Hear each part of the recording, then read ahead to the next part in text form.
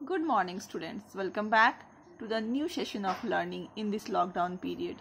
This is your accounts class and we are discussing on chapter number 5, that is accounting equation.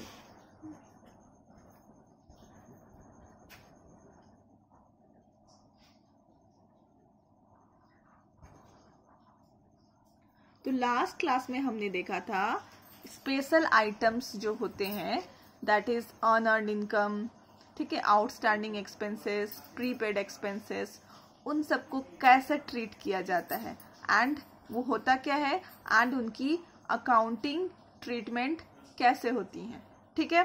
And आज के video में हम लोग देखेंगे कि इस चैप्टर में कुछ फॉर्मूला बेस्ड क्वेश्चंस होते हैं, तो उस फॉर्मूला को आज हम लोग देखेंगे, सीखेंगे फॉर्मूलाज क्या क्या होते हैं एंड आगे जो फॉर्मूला बेस्ड क्वेश्चन है उसके लिए प्रिपरेशन करेंगे। तो first formula is total assets, ठीक है। टोटल एसेट्स क्या होगा? Capital plus liabilities. ये तो हमने देखा ही है कि अकाउंटिंग इक्वेशन बनाया है, assets is equal to capital plus liability plus total assets हो गया।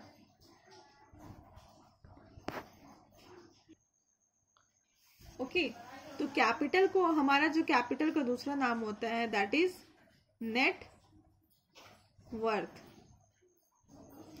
ओके, देन हम दूसरा फॉर्मूला देखेंगे प्रॉफिट का।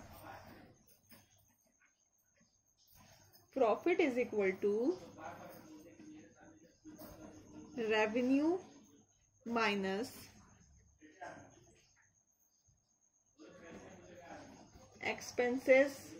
ओके, रेवेन्यू माइनस एक्सपेंसेस बोलते हैं, जहां पे प्रॉफिट का दूसरा नाम है इनकम, ठीक है, and expenses revenue minus expenses. Okay, तो हम लोग क्या करते हैं, प्रॉफिट का ट्रीटमेंट कैसे करते हैं, यहां मैं लिख देती हूं, profit is added in capital. Profit हमेशा क्या होता है, कैपिटल में एडेड होता है। ओके, थर्ड फॉर्मूला हम लोग करेंगे क्लोजिंग कैपिटल की। Third is closing capital. तो अब हम लोग क्लोजिंग कैपिटल को समझना पड़ेगा कि किसको क्लोजिंग कैपिटल बोला जाता है, ठीक है। मान लो मिस्टर राम है या फिर मिस्टर श्याम, जो मान लो इसको, ठीक है। मिस्टर श्याम ने 10,000 रुपया से अपना बिजनेस स्टार्ट करा था, 10,000 से, ठीक है। तो यहाँ पे पहुंचते पहुंचते उन्होंने क्या किया, एडिशनल कैपिटल, और कैपिटल की जरूरत थी तो एडिशनल कैपिटल उन्होंने, मतलब एक्स्ट्रा कैपिटल उन्होंने लेकर के आया है इस स्टेज में, दैट इज 5,000, ठीक है। 5,000 एडिशनल कैपिटल लेकर के आए, रिक्वायरमेंट थी, तो यहाँ पे कैपिटल कितनी हो गई, 15,000, ठीक है। फिर थोड़े महीने बाद क्या हुआ कि उन्होंने विड्रॉ कर लिया, ठीक है, विड्रॉ या फिर ड्राइंग्स कर ली। ड्राइंग्स मतलब होता है कि कुछ पैसा अपने पर्सनल यूज के लिए निकाल लेना, ठीक है। तो मान लो उन्होंने क्या कर लिया, 3,000 रुपया निकाल लिया, ठीक है। तो अब यहाँ पे कैपिटल कितना हो गया हमारा, 12,000 हो गया, ठीक है। फिर थोड़ा दिन आते आते यहाँ पे क्या हो गया, प्रॉफिट हुआ। प्रॉफिट कितना हुआ, 3,000 का हुआ। तो यहाँ पे मैं आपसे पूछूंगी कि बताओ यहाँ पे कैपिटल कितना हुआ, तो आप झट से बता दोगे 15,000 हुआ, क्योंकि प्रॉफिट हमेशा हम लोग कैपिटल में ऐड करते हैं, ठीक है। तो यहाँ पे कितना हो गया, 15,000 हो गया। इन द सेम वे अगर यहाँ पे लॉस होता, ठीक है, मान लो लॉस 3,000 होता, तो हम लोग यहाँ लॉस 3,000 कैपिटल में से माइनस कर लेते। हमेशा लॉस हम कैपिटल में से माइनस करते हैं एंड प्रॉफिट ऐड करते हैं। तो इस तरह से आप क्या करोगे, एंड में आपको क्या मिल जाएगा, क्लोजिंग कैपिटल। क्या मिलेगा, क्लोजिंग कैपिटल। ओके, तो इस तरह से हम इसका फॉर्मूला डिराइव कर सकते हैं। क्या होगा?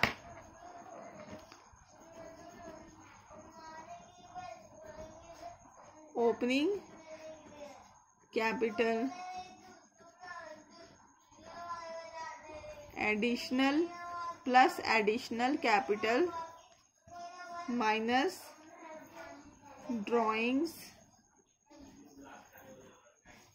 माइनस लॉस, अगर प्रॉफिट रहेगा तो plus profit.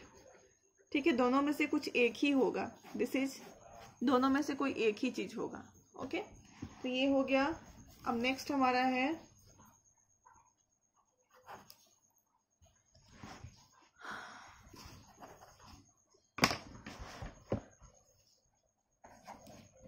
Total equity. Total equity का फॉर्मूला होता है total equity is equal to owners equity plus creditors equity. Please note down all this formula in your copy and go through the book language. Okay? और यहाँ पे क्या है? Honours equity को, honours equity का दूसरा नाम हम लोग बोलते हैं कैपिटल। ठीक है, और इसको बोलते हैं क्रेडिटर्स। क्रेडिटर्स को बोलते हैं लायबिलिटी। एंड इक्विटी मतलब क्या होता है? असेट्स। ठीक है, तो assets is equal to capital plus liability हो गई, बस उसका नाम चेंज हो गया है। Total equity is equal to owners equity plus creditors equity. Okay, तो इस तरह से हम लोग ये समझते हैं कि total equity is equal to total assets. Total equity का दूसरा नाम क्या है? Total equity is equal to total assets.